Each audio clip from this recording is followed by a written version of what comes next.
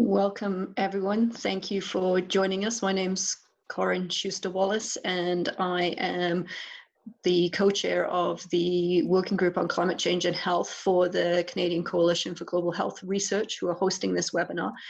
I'm so pleased you're able to make it to join us for this talk today.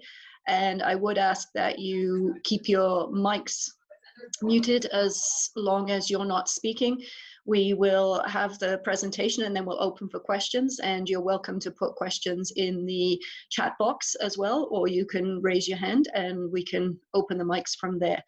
And I just want to provide a very quick introduction. I don't want you to hear a lot from me. You're here for the Floodplains, Climate Change and Health, A Way of Life for the Lozi People of Zambia webinar. And we have Douglas, who is a medical officer for the Limulunga District Health Office in Western Province in Zambia. I'm not going to say any more about his academic qualifications or history, except that he's a PhD candidate at the University of Waterloo. I've known Douglas now for almost 5 years.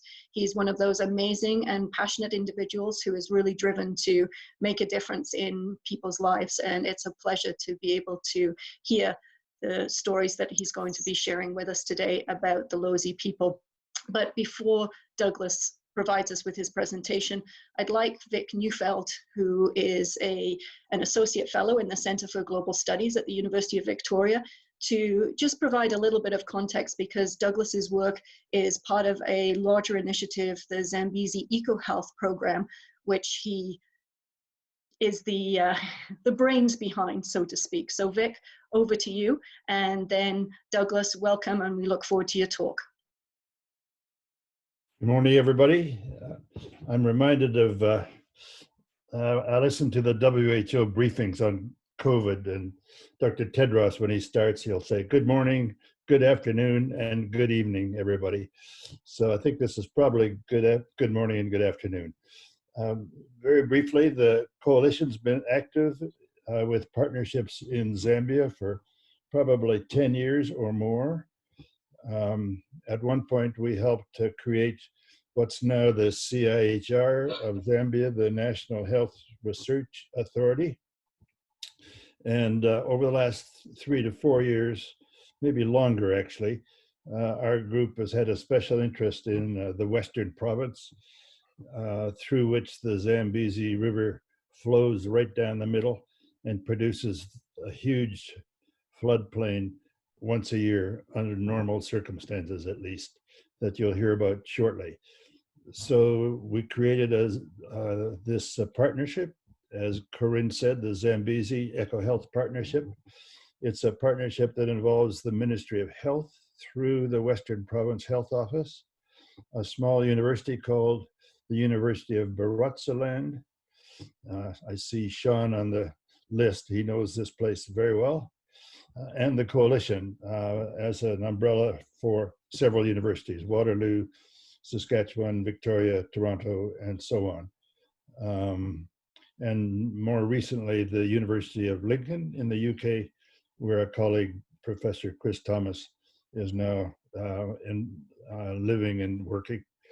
So the goal of this partnership is to serve as a knowledge platform for the Western Province, 1 million people, on health-related issues, particularly driven by climate change. Through that time, we've worked very closely with Douglas. In addition to the credentials that you see on the screen, I can tell you that he's an expert at driving a Jeep out of deep sand. I've watched him do that a few times. So I think that's enough for me. Douglas, please carry on. Thanks. Thank you very much. I think I would like to welcome everyone to this presentation. I think let me quickly just share my screen. Okay.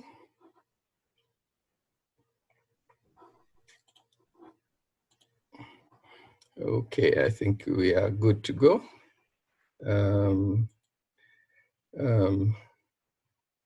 Okay.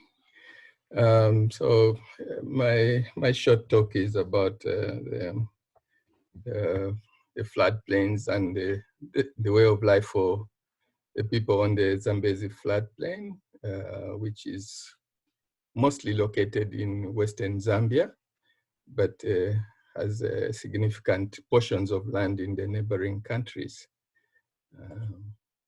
So my presentation really will focus on the Lozi people and how their lives are linked to the floodplain, and probably cite a few interesting points that can apply to research opportunities. The Lozi people occupy most of Western Zambia, here on the map of Africa. And an enlargement of that map, we see the floodplain right in the middle of the Western province.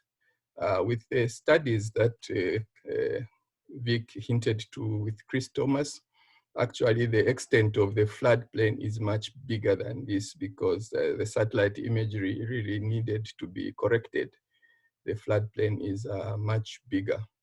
So an extrapolation of the floodplain just shows various towns that are located at the edge of the floodplain. But I would also want to highlight that there's a gauge station just at the headwaters for the floodplain on the Zambezi River at Chavuma Gauge Station. And we'll also look at the gauge station at Matongo, which is about 20 kilometers, some 7 kilometers away from Mongu.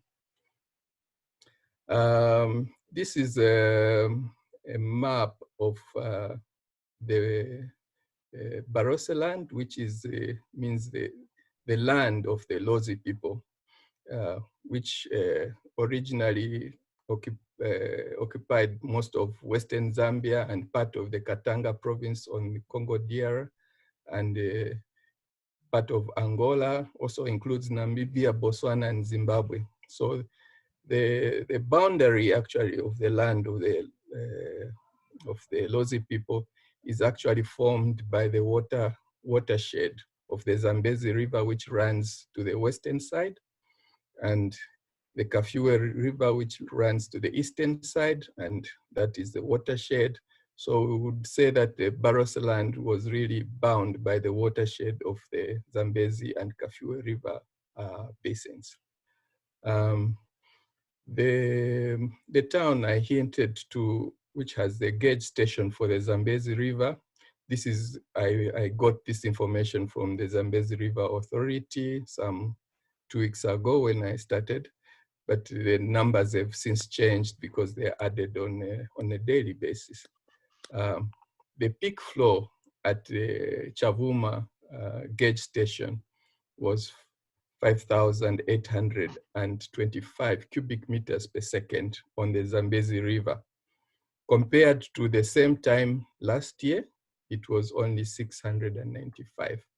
So there's actually an 8-fold increase in the water flows on the Zambezi River this year compared to last year. This is very important for the people and how they should behave, or they would behave when the flood comes. So the same gauge station shows various water levels. There are some historical water levels, but these really account for the 30-year average, which is shown by the dotted line.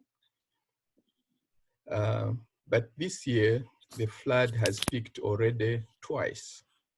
And we know that the rainy season begins about November, December, but the flood is delayed by almost 2 months for the first peak, which is very unusual for most studies.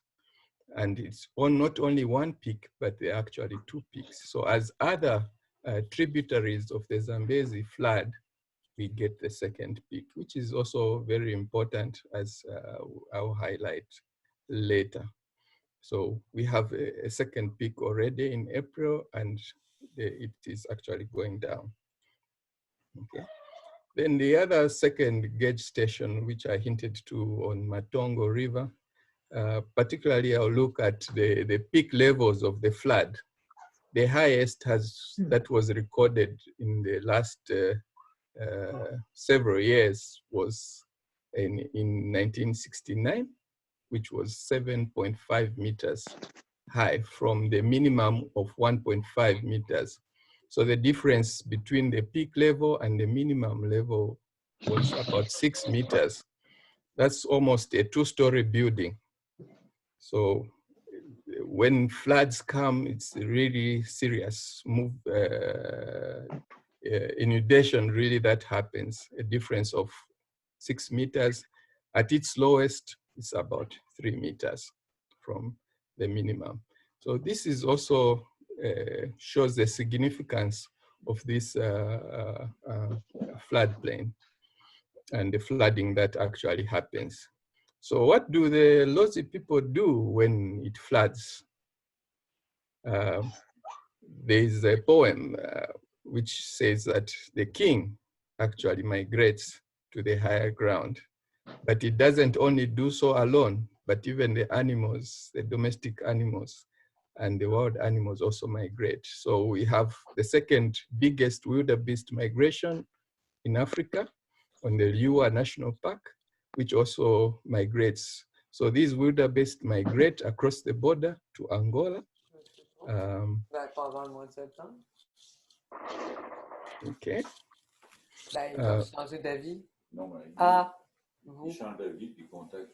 Okay.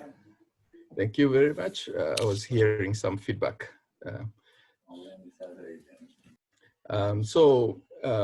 As a king migrates, he uses this big badge, which is painted black and white. This has significance.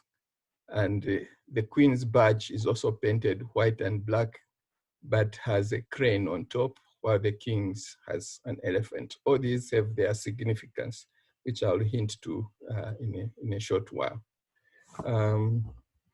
I also just like to play a video which we made with other student colleagues while I pitched a presentation about the climate change on the Barossa Plain. The floodplains are home to the Lozi people, who have lived there for centuries. They have a unique relationship with the river and flooding. Their perceptions are unlike typical notions of flooding being a hazard as seen in other parts of the world and in literature. To them, flooding is a joyous occasion. The Zambezi River is at the height of its flood, and rhythmic drumming announces the start of a great celebration. For the Lozi people, this is the most important ceremony in the year. Their Kuamboka. Their lives are intricately tied to the pattern of the rainfall and the cycle of the Zambezi River. Okay. I would like to acknowledge my colleagues, Saunders, David, and Stuart, and Sarah, that were helping to make the video.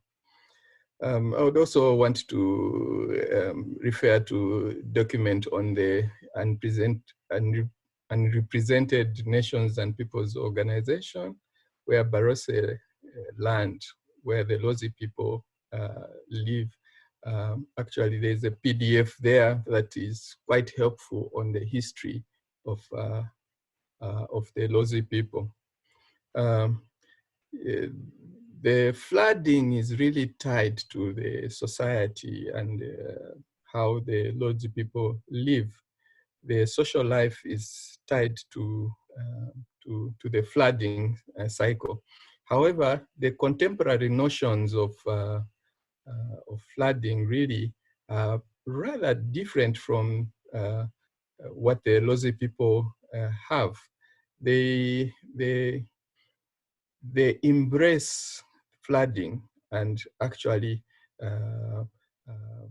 follow along with the dictates that the flood indeed offers. In other words, the flood is actually a friend more than it is an enemy, where contemporary views of flooding are that floods should be controlled While for the Lozi people, floods are actually a friend, and actually floods are allowed to actually have their way, while the people also retreat to the upper lands. Okay, so the Lozi culture really about flooding really has very, very significant, and most of the iconic items or really ceremonies or events in the Western province are actually tied to the flooding. So we can see in the picture, they could not find anything to label their t-shirts. They had to label the names of the barges on the boats of the Komboka ceremony. So flooding is really central to the economy and the aesthetic and the elements of life of the Lozi people. Particularly, I'll cite Namafe in how he illustrates some of the calendar months on the Lozi calendar, how they are linked to flooding. For example, January Sope means that the flood is coming. Yowa means the flood comes. And Kandao, which is May, the flood turns and begins to fall. So we see that if there were changes to the flooding cycle, a lot of these names for the calendar months would actually change. And even the months also associated with certain activities, economic activities, agricultural activities that are also associated with it. Even certain ceremonies, even weddings are planned associated with certain months of the year. June would be Mbuana, which means a flood has fallen. And December would mean that the rains have set in.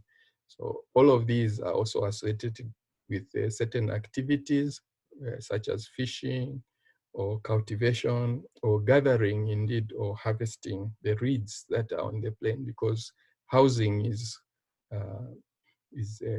made from the reeds and the timber that is available. In terms of governance, the Lozi people have got about 25 ethnic groups, and the earliest known leader of the Lozi people was actually a woman, a lady called Mbuya Wamwambwa, and as they migrated from the Congo and entered the floodplains. They, however, found the Khoikhoi and the Khoisan people, also known as the Bushmen, who were pushed to the southern end of the present day Western province. So Mbuya Wamwamba wanted to have a simple life, so she abdicated and gave the leadership to Mbo Muyunda, her son, to become king. But she still retained the influence and authority over the kingdom. And one of those badges that we saw there is actually dedicated for this queen who has influence, who retains influence over the king. So much as we know that it's a patriarchal lineage, we also know that the women still have influence in the running of the kingdom.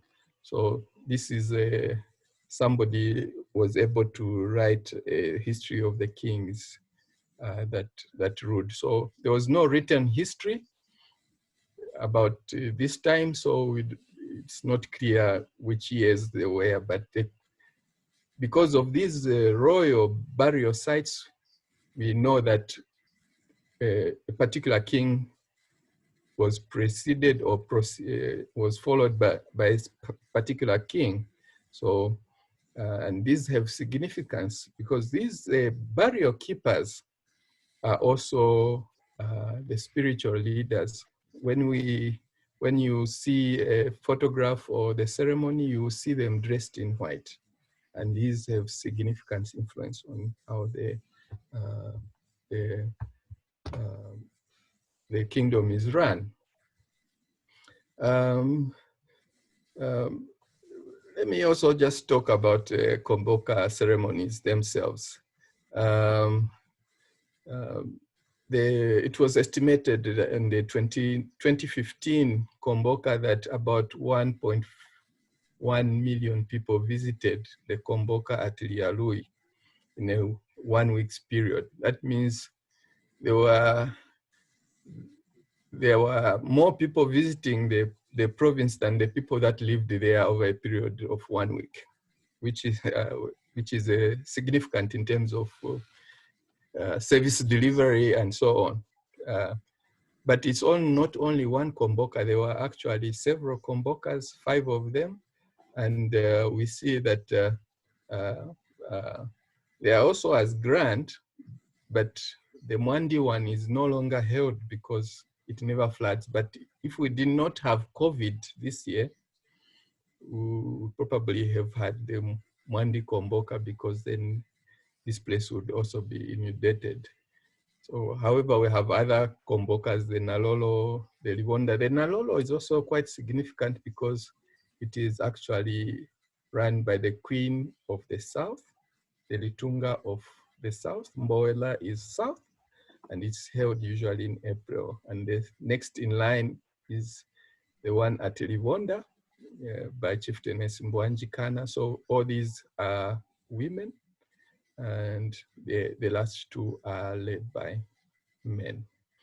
So we can see this on the tourism site in Ministry of Tourism. Okay. So there are fears that the identity of the Lozi people will be lost as the climate change starts to set in. The colors on the boat have their significance. The Litunga means keeper of the earth and is symbolized by the black color. And the white color symbolizes flooding. So when the king retreats to the upper land, he retreats and gives the floods to rule over the kingdom. So the black is for the king when he rules, when the waters have receded, and the white is for when the waters rule the land, when the king and his people has retreated to the upper lands. We have the bull elephant on top of the cabin where the Litunga sits. The bull, we know the bull elephant protects the elephant head, but we know that the matriarch is our actual leader of a head of an elephant. So there are also significance attached to the animals that are associated with the ceremony. So this is I was standing right in front of this boat here, and there I am. However, there were over 1 million visitors that were in Limulunga and Lialui. So this is Lialui right on the floodplain when they're about to launch the boat. We also, in the top right corner, we see some of these trophy fish that are caught by tourists may not be there if there's climate change. Okay, I'd also want to play another video about the Barotse land. The Barotse floodplain and the Lozi people living there are facing a variety of ecological and nutritional challenges.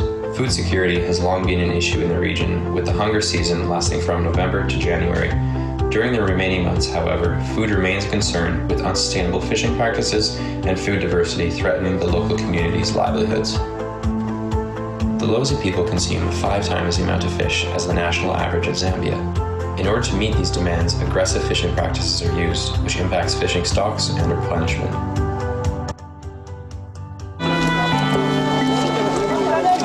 kibasali matibati bakibana fera babawaye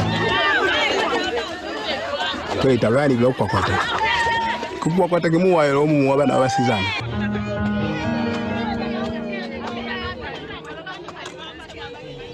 tapimagulu dali sali yohandi tereka chekule mukamala kuitapiza hapa kakuli miyambelo ese liteni kione za kuli kione maswe kutuapo kuna ni kuitu sisama wa mosquitoes kwa kushuisa ma mosquito au shu au si kikungera kafanya ni tunchiva tapia ninako yakulizwa wale handi.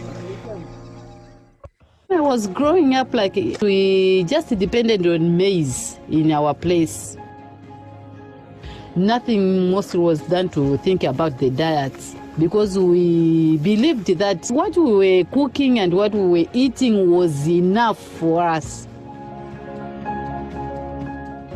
Sometimes when there's too much water, they lose their crop, or like this past season, there wasn't enough rainfall, so some of them lost their crop due to little rain.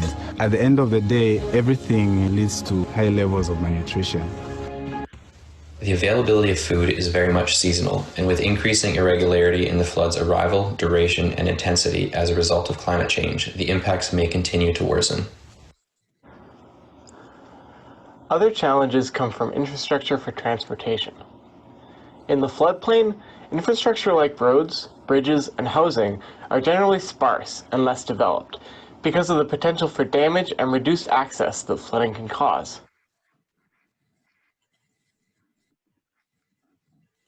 According to scientist François Engelbert, who runs the highest resolution climate model of the region, this area is warming at a higher rate than many parts of the world and could see stronger climate impacts.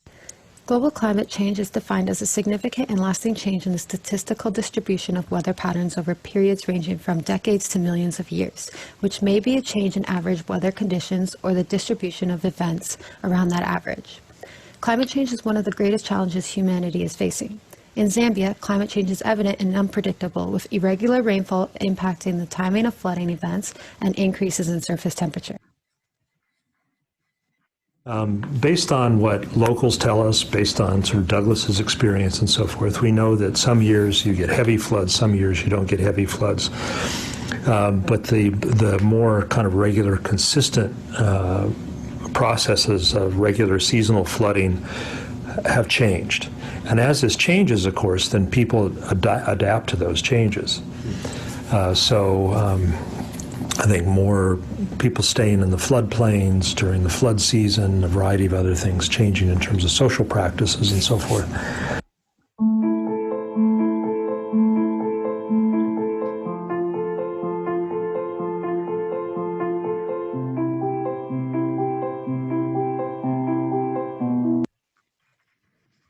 Okay, there we are. So that was a video with colleagues Sarah Saunders Stewart and Daniel.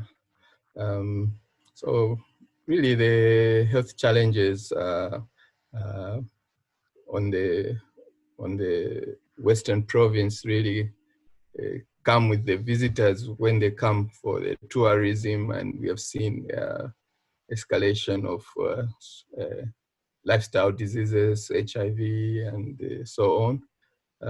But it also creates problems in terms of sanitation when you have so many visitors in a very, very short time on a very, very localized area.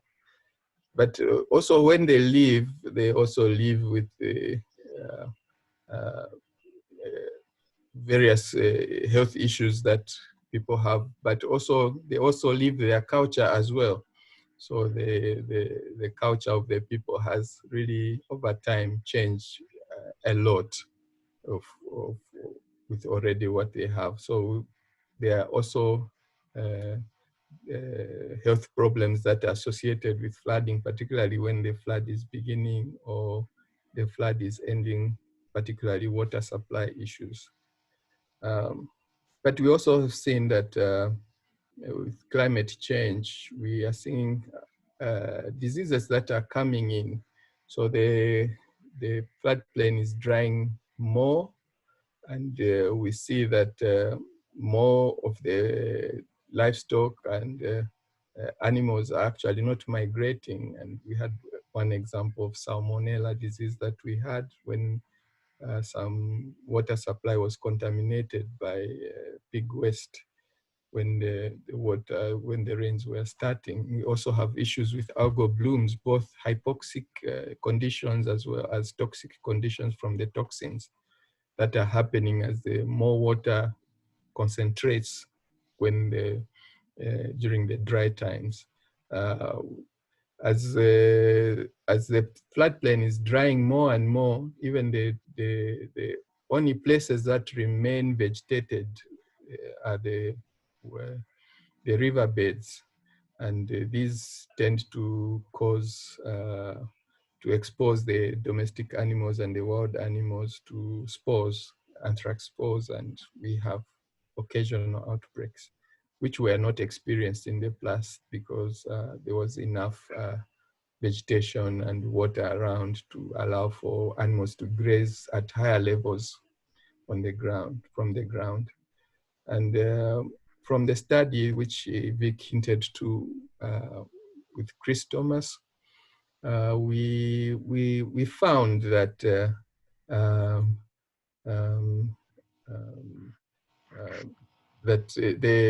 this Anopheles fenestus, who is no longer the usual suspect as a vector for malaria, and we are seeing that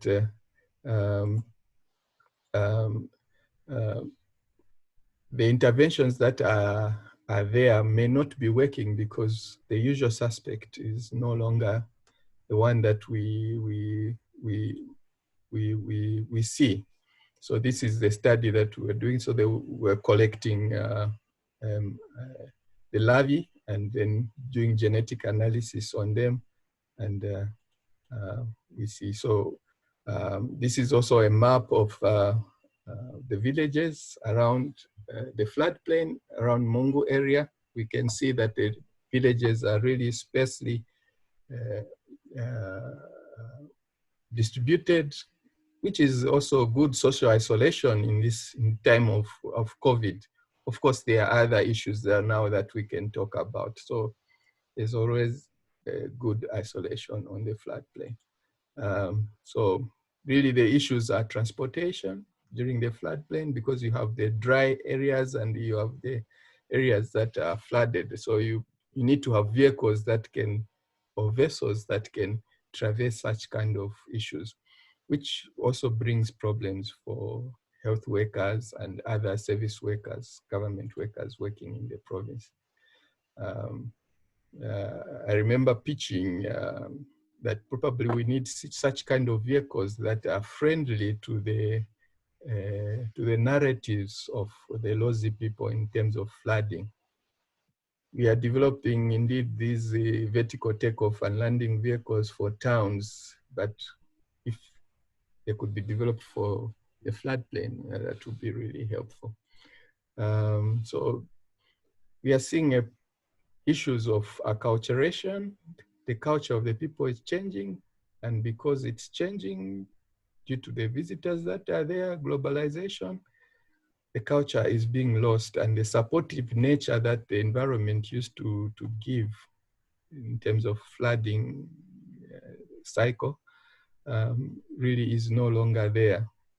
And we also know that people living on wetlands are some of the poorest people, and for them to actually develop, really, it would take a lot of effort, probably from outside. The threat that climate change offers is really a loss of a 500-year tradition and the nation that has been there. It has a very interesting, actually, governance system, which I think can be mirrored to very few governance systems in the world. However, the story of the Lozi people challenges the narratives of floods as being enemies that should be conquered by building things like dikes and so on. But we also know that some wars have been fought over trying to control flood waters. So probably the story of the Lozis, where everybody had to live in harmony with the nature, may be a story that needs to be explored and probably adapted to many of our lives here. So the story of floods as enemies really issues of from other cultures, especially the agrarian capitalists who want to control the waters so that they can have access to the fertile lands. But this style of living also is also antagonistic to development and even economics, where people are allowed the floods to come and inundate the lands and then come back when the floods retreat, and may not be very profitable. So really probably changing the lifestyle of the people and the way they are living may actually be may actually lead to serious social issues, including farming, wildlife depletion, and even depletion of the aquifers that do. I would like to end by probably highlighting possible avenues, like we have conservation authorities in Canada, which can be used to strike parallels that can be used to adapt on the Zambezi upper floodplain. Okay, so the floodplain really can offer as a laboratory for scholarly investigations about flooding and probably pro-government friendship interventions that can be used to adapt to climate change and response. And also probably share some new discourses as opposed to contemporary notions of flooding, that it should be controlled. And that's it, I say. Thank you very much. Thank you very much, Douglas. Really appreciate it. I'm going to open it up for questions. So if you'd like to put a question in the group chat, or if you'd like to raise your hand.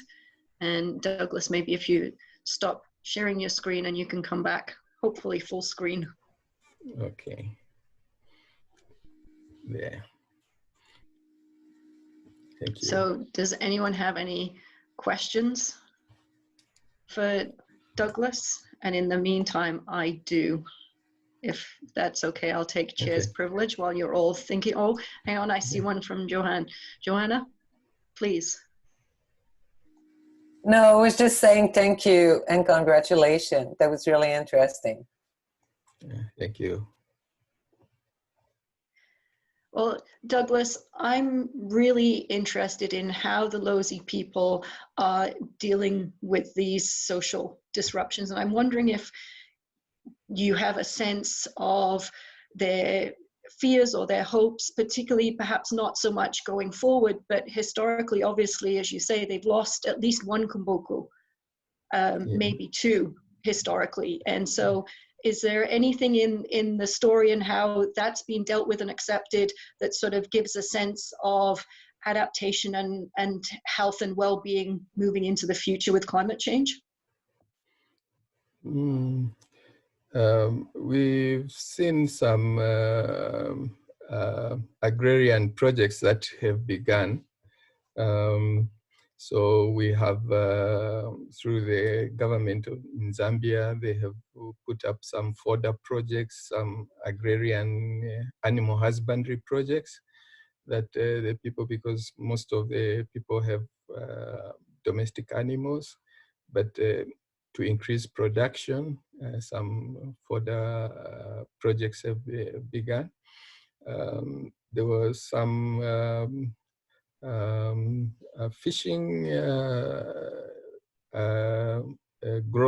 ponds, more of kind of commercial fishing ventures that were being put up. They haven't been very successful. Probably, I think they needed to study the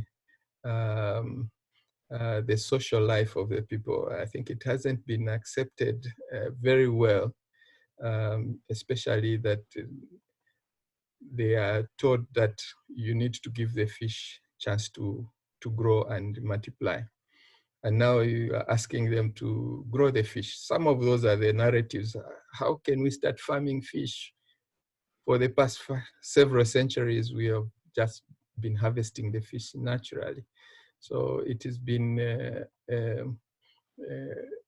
interesting, though there are projects going on. Even there's a rice growing project. There was one that was about to start on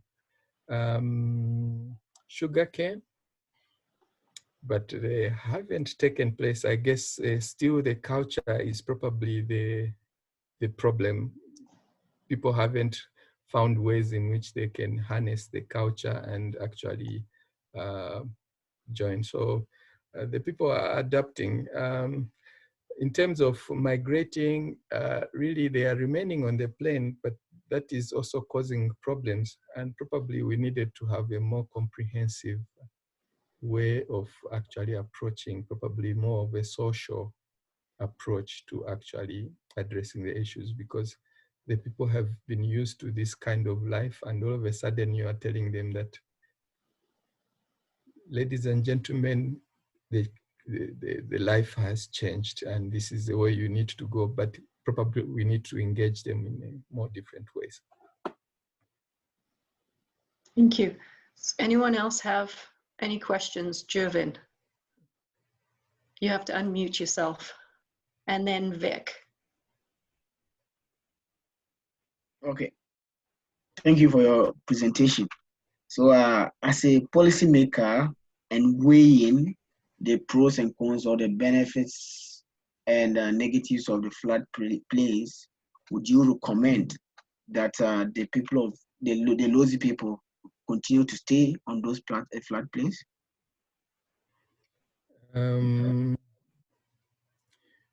That's a very interesting question. I wouldn't really, because living has probably got two connotations, maybe even more. Living is like staying on the floodplain and getting your sustenance from the floodplain. You could also live on the upper land, but still get your sustenance on the floodplain. So which one of the two? I think with climate change and with what we have seen so far, living on the floodplain may be dangerous because it can really flood. So I'd rather recommend that people probably live on the upper land and still can have their sustenance or activities that livelihoods still be getting them on the floodplain. However, I feel that what has happened in the past is that people have made up through their desk reviews, come up with projects and so on and implemented them and not really ask the people what they feel really should be done.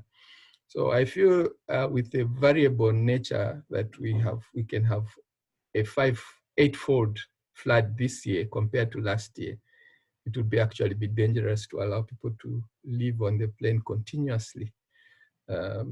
So I think there's no really hard and fast recommendation that I can give. I still feel we need to engage the people and see what is the most amenable solution with the situation that is present.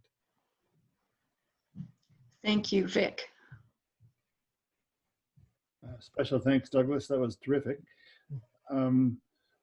What do the young people in Western Province think about all this as they see all these changes?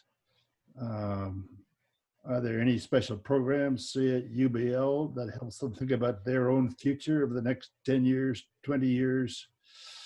I'm sure you have talks with your own kids about this. Can you give us a bit of a perspective about that? Thanks. Okay. It's very hard for me to say, but my little observations that I've had, at least with the people that I've interacted with, really they feel that the flood is a danger to them, which is very different from the older generation, which feel the flood is actually a friendly thing to bring sustenance, because most of the people now have a kind of adapted a new culture of a new lifestyle, where they actually, most of them now live on the upper lands and actually go and harvest the fish. And when the water recedes, they also plant their crops, and the crops grow by the moisture from the ground. And before the flood sets, they actually harvest their crop. So we see that they're using the plain more for their livelihoods, while they actually live on the upper lands. Because we are seeing a situation that 30, 40 years ago, most children had two schools, one on the floodplain and one on the upper land. So when it floods, they would move to the upper land, and they move with their teachers, and they actually school there for 3-4 months. When the signal is given, they go back to the floodplain. That is not happening anymore. So either they are continuously staying on the floodplain, and like this year, a lot of them most likely will need to move, even with all the investments that they made, they will need to move to the upper lands. So we see that there's a change in the culture, that they are living on the upper lands. However, they are getting their sustenance, their rice farms, their maize crops, their cassava fields, also on the higher lands, on the mounds in the floodplain, and continue to rear their animals on the upper lands during the flood season. So we see a change in the culture, but I believe probably it should be more systematic so that it can be sustainable, and probably people can even grow food for other parts for export, for example, from the Western province. So it's still in a flux, but there's a tendency to actually to live on the higher ground. Thank you. Does anyone else have a question? Sean. Thank you so much, Singini. I really appreciate it, coming back quote Rosie through these images and whatnot. And I did have a question planned, and Dr. Vic's intervention has changed my question a little bit, and I might add a little bit in response to his question. And I can't give a broad brush perspective on how younger people in Western Province or in Zambia in general think of these changes, but I can speak to a few demographics, one of which I'll point out would be young professionals of my age. And I can attest that in that group, there's an awareness of climate change as being a phenomenon and a general disinterest in it. That among the things that people are thinking about, it tends not to be top of mind. And in my peer group, for example, I've been friends with them long enough to see them going from being non-drivers to drivers. And like these types of social mobility are high priorities, climate change is a low priority. Of the people with whom I do research, some who live very close to the plain, their basic needs at the moment are more important. And when we talk about things like the flood, there doesn't seem to be much of a perspective of the variability of it having changed much more in recent times as compared to in past times. Again, this is just from the people with whom I speak. Now, this ties back to the original question that I had, which is with respect to us at our current moment, where we see that we have unintentionally moved to a low carbon economy, and we will undoubtedly change this in some way in the next little while as we start to move out of the pandemic worldwide. And I'm thinking about the role that I might be able to play as an advocate to see to it that the post-pandemic economy is lower carbon than was the pre-one, thinking about reducing the effects of climate change going forward. Previously, it's been hard for me to justify that I have personal experience with climate change. This presentation has been the best thing that I've ever seen in terms of saying that a place that I know and that I love is experiencing the changes. And Douglas, I was wondering if you could give me some ideas when I'm speaking about the urgent need to decarbonize, the urgent need to be active about climate change, points that I would bring up as to why things are changing in Western Province. Could you maybe, I know that your presentation was a great list, but if I'm in conversation with someone and just identifying a few points, what would you put at the top of that list, especially those points that I would be able to trace back to as proof that things are changing and getting worse?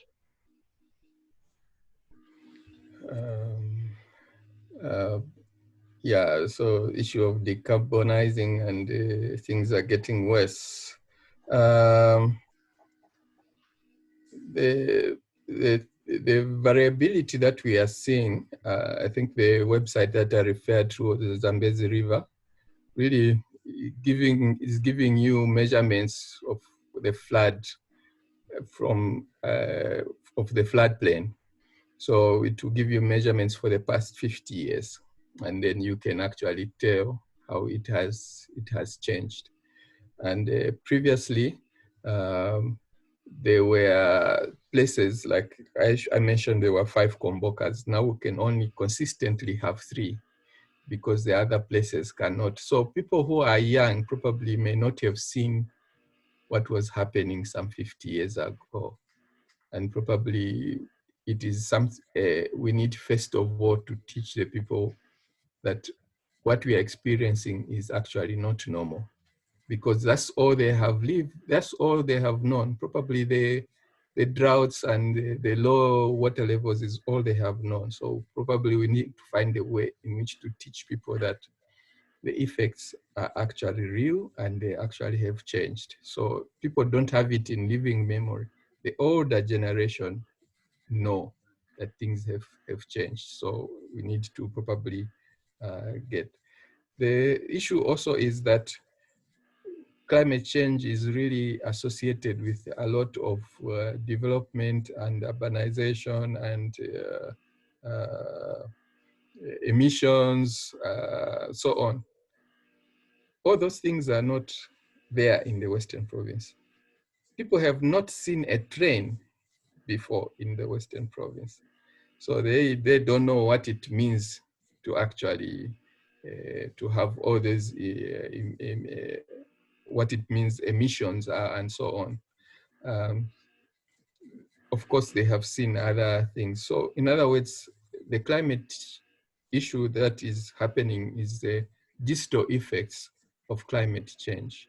In other words, the problems are being created in other parts of the world, but the effects are being felt in the Western Province. And that's what we need probably to show, because people may not have the opportunity to learn. So things are getting worse. And I think we have recorded history. The lifestyle of the people is changing. And the sustenance that was already there. If you talk to the local folks, they will tell you that certain animal species that they were seeing are no longer seen. Certain bird species that were there are no longer being seen. And I think I hinted to you some of the health issues we are seeing. For example, the drying riverbeds were not there. This is a new phenomenon which we are seeing. And then now we are having some of these zoonotic or zoophilic diseases that are actually emerging that were not there before. If they were there, they were only just minor, but now they are becoming more frequent in the norm. We also have, especially in agriculture, we have liver flukes in the domestic animals, which were not there, because the animals are now going deeper into the floodplain, into the riverbeds. That's because those will be the only places that have vegetation, and they are picking up all these liver flukes and so on. And then we are seeing that domestic animals that were no longer on the plain, especially the pigs, there were no pigs on the floodplain. domestic pigs or even the wild pigs because of the flooding that used. But now they are there and they are depleting the mollusks, the worms that were there. And that's why the bird species are disappearing, because they are now competing with the domestic animals. And even the more people are now venturing further into the floodplain. So we see that a lot of the antelope that were on the floodplain, they are now restricted to the periphery of the floodplain, which is not inhabited by humans. So we are seeing a drastic change. Probably we need some ethnographic studies to actually document some of these things, because there's very little what is being documented on the floodplain. Even the people's behavior has also drastically changed. Very, very, very few people, probably the old people, are the ones keeping the tradition going, and the newer generation may not be aware of. So I think that's how I can relate to those issues of are things getting worse. They are indeed getting worse. Thank you. Is anyone else got a question?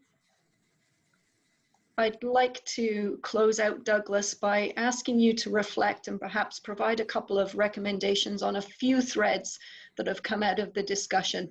You've been talking about an unrepresented group. We know that unrepresented and Indigenous groups and where they live and their dependence on environmental services, they are experiencing much faster rates of climate change in those regions, in many of those regions, and also therefore the impacts. And so what recommendations would you have for researchers, health professionals, policymakers? Because very starkly, you have pointed to local and traditional knowledge. You've pointed to the fact that it's not only deficit, but there are many strength-based perspectives, and particularly looking at floods as friends as opposed to enemies. And again, we often go to the deficit-based experiences of groups of people. And so what recommendations would you have for these policymakers, health professionals, and researchers looking at climate change and health with some of these groups and the Lozi people in particular, in terms of improving the response to the understanding of climate change and health-related impacts? Yeah, quite a handful. Okay. Yeah. Yes, in 3 minutes. No. Yeah. I think as unrepresented people, really, the Lozi people really probably misunderstood, in the sense that their ideas of progress or of living or livelihoods really is not what is contemporary. We feel of like flooding is an issue that needs to be avoided and prevented. We need to build dikes, dams, and so on.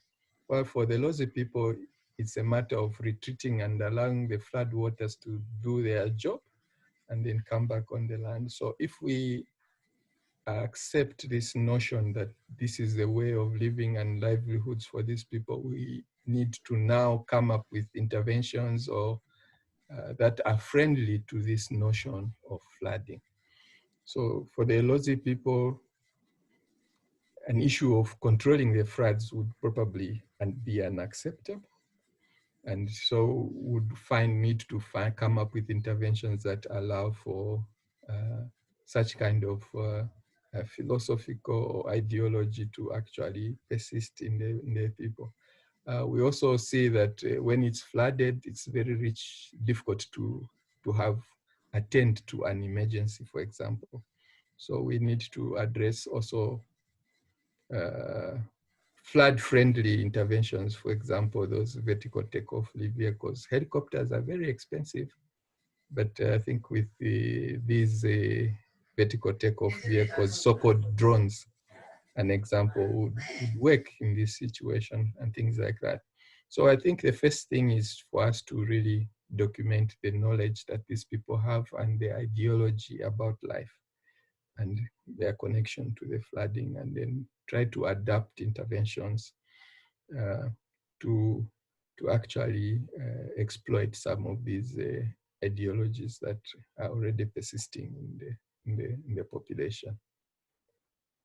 So I think in a nutshell, I think it's there we need to study probably ethnographic kind of studies really of the people, study the culture, and they see how the new contemporary knowledge of how we can deliver services to these people, and even for them to leverage some of the gathering, the fishing, the agriculture that they have.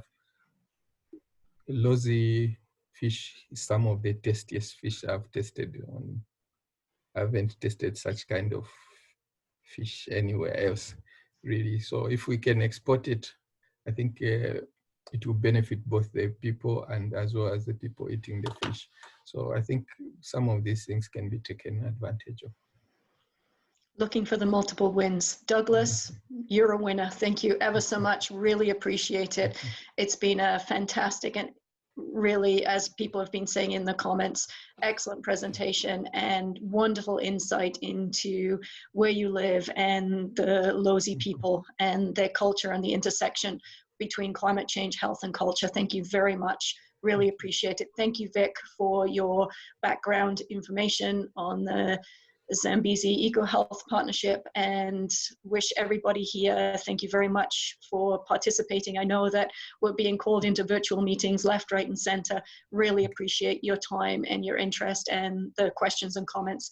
Have a great day, stay healthy, and look after yourselves until the next webinar, which will be posted in the next few weeks. Thank you, take care, goodbye. Thank you, good day.